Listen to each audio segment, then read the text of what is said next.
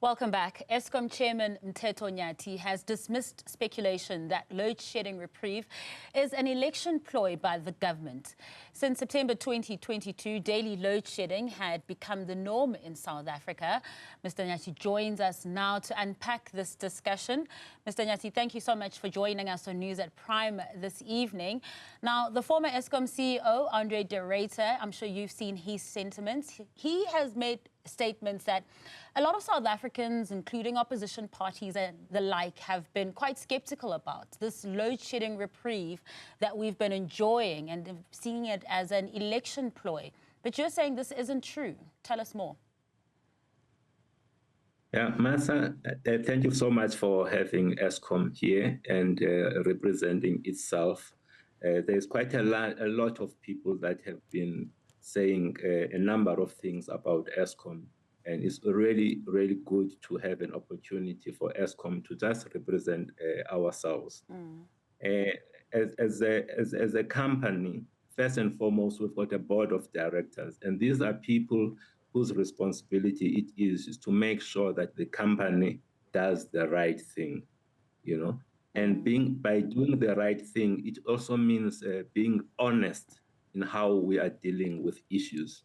And we look at that, and if, for example, any of our executives or managers end up not doing the right things, not following the way of doing things, there are consequences to that. And what the people of South Africa, some of the people of South Africa are saying, that they're actually questioning our integrity. They're questioning whether we are actually being very honest. And this hurts a lot, because we've got a responsibility to look after this entity. Many of the individuals that are sitting on this board never raised their hand and said they wanted to be on this board, but they were convinced and asked to come and help and turn around this business, of course, in working together with management.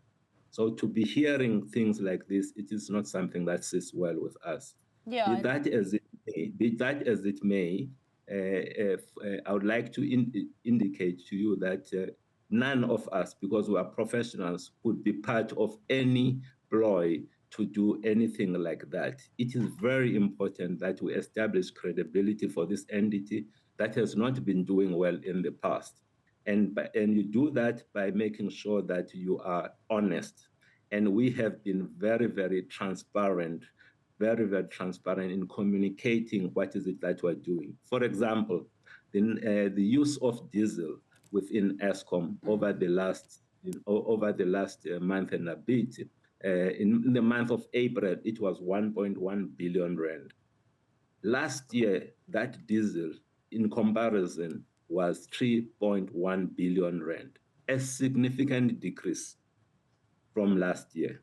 If you look at our budget, we are operating at 60% less than what we had planned to be operating this year, because we have our machines that have come back. The equipment are much more reliable, very much in line as a result of the planned maintenance that we have done. So what is happening here is a great result of the good work that was done by the employees of Eskom to be very disciplined in the implementation of planned maintenance the whole of last year up to about March this year. We are starting to enjoy the benefits of their good work right now. And Mr. Nyati, as you're speaking about, the past of Eskom as well, even though it does hurt for the new board, for yourself as a chairman as well, to go through the sins of your predecessors, if, for lack of a better phrase of it. But can one blame South Africans and the opposition parties as well? It is an election season. It does seem skeptical, also considering where Eskom comes from. Again, before your presence there as well. So, Masa, I mean, look, we understand where the country is coming from. We understand the skepticism, but there are channels where you can just come and look at our numbers. It's something, we are a public entity. We can share the numbers. We can come and look at the auditors.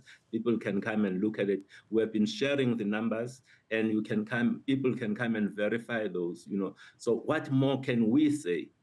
The other thing is that we're doing this thing, once the elections are behind us, we're going to have load shedding. The good thing is that it's only a few weeks away, the elections. We are going to hit that, and we are going to continue to see us having the kind of no load shedding environment like we're having now. What are you going to say then? It's going to be yet another conspiracy theory. At the end of the day, what is important is that our people, the people of Eskom, have managed to do what many people thought they would not be able to do, to focus on getting this entity to be back on its feet. A number of people thought this was a dead horse. This horse now happens to be running, and many people do not believe it. And the good thing is that it will continue to be running. Just on what you've just said now, we don't have we only have a few weeks to go till the election. So the proof will be in the pudding that can be tasted pretty soon.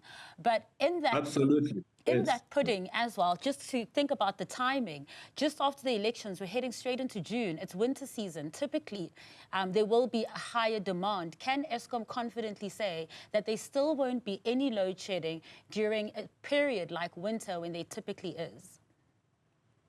I think it was about 2 or 3 weeks ago, Master, when we presented our winter plan to the country. We look ahead, we do forecasting, we integrate all of everything, the focusing around weather, the demand patterns, we look at everything, and then we come up with scenarios that tell us how do we think we're going to perform. And based on what we communicated 3 weeks ago, if things go according in line with the base case scenario, our base case scenario assumes that unplanned outages are going to be at about 14,000 megawatts. That's unplanned outages. That's our base case. Where are we today? We are currently sitting at about 11,000 megawatts of unplanned outages, significantly better than that base case that we presented, which means that base case is so conservative. If we were to look at that base case, we are not going to have load shedding in winter. However, we said that let's look at another case, a likely scenario where the unplanned outages are sitting at about 15,500 megawatts. In that case, the worst case where we'll have load shedding is stage 2. That is what we presented. But you need to look at what is happening right now. We are much, much better than the base case that we presented at that time. So the focus, our outlook for the winter is a bright outlook. It's an outlook where we do not foresee us going beyond stage 2 load shedding at West. Only yesterday, we achieved a capacity within Eskom of 32,000 megawatts. The last time that we had that amount of capacity in Eskom, that was in 2021, and that 32 is in line with the maximum demand we think we will have in winter. So we have capacity yesterday that is in line with the highest demand that we are focusing in winter. So for me, we are going to be, when I look at things, we're going to be having a great winter as South Africans, and exactly what South Africans are have been demanding, a situation where we do not continue to have unnecessary load shedding. And that is at the back of the work that was done by the employees of Eskom. It really does sound like a positive winter that we're about to go into, hopefully. But now that I have you here as well, Mr. Nyati, as you're saying, as Eskom, to just get clarity on certain things as well, you also touched on the diesel part of this, the allegations that have been posed at Eskom to say your diesel budget has exceeded exponentially. Just looking from the year 2020, when it was sitting at 5.8 billion to budgeted for 24 billion rand. Are you really spending all that much money on diesel? And is that the way that you are keeping the lights on? Oh, Master, it's quite interesting. I mean, your question. First and foremost, the use of open cycle gas turbines is something that is part and parcel of running any utility. So what you do when you are running a utility is that during morning peak, in the morning when people wake up, everybody switches their thing, the demand goes up. When people come back from work and start to cook and do that, we also have an evening peak. During those peaks, that's when generally you use your open cycle gas turbine. That's when you use your diesel. So that's why we budget to use that. You budget to continue to use open cycle gas turbines. But what we had done last year, we have used it more than during the times of evening and morning peaks.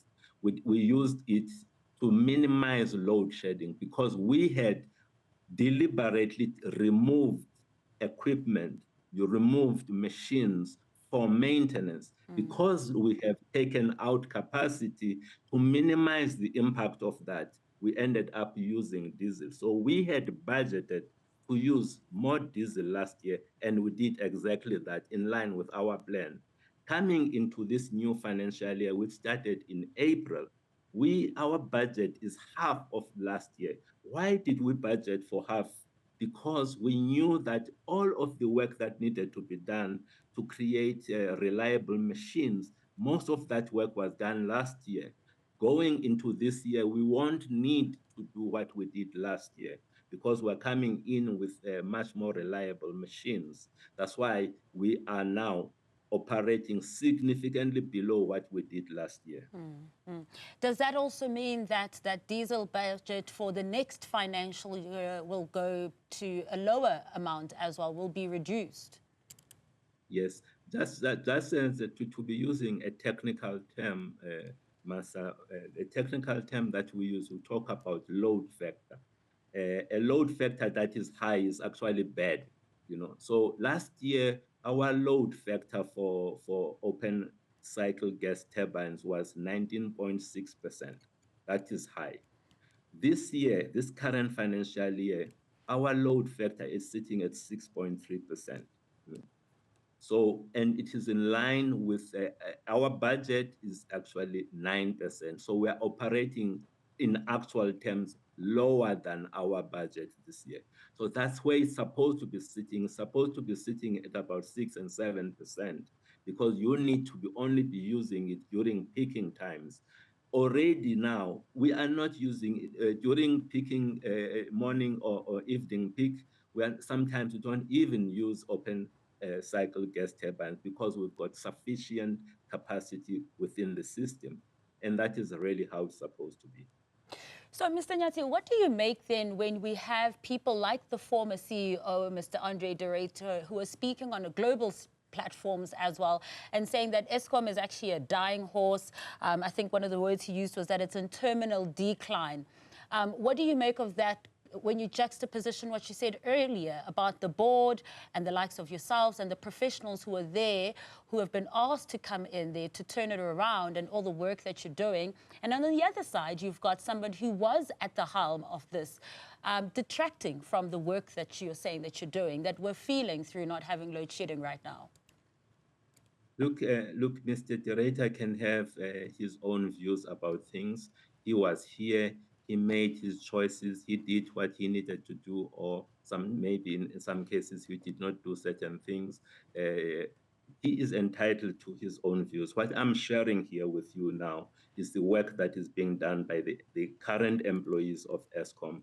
We brought in a seasoned executive in the name of Dan Marikane, who is leading our organization. He's an engineer. He's somebody who is quite familiar with this environment, and he's able to connect with the generation team and understand the problems that they are facing, and is able to come back to the board and communicate to us the needs and how we can support this team. We've got a fantastic team that is helping us to get out of the challenges that we have been facing for a long time. And what we need and what we are doing as the board is to support this team, because we can see the light at the end of the tunnel, and we are confident with the team that we have that we will, the end of load shedding is near.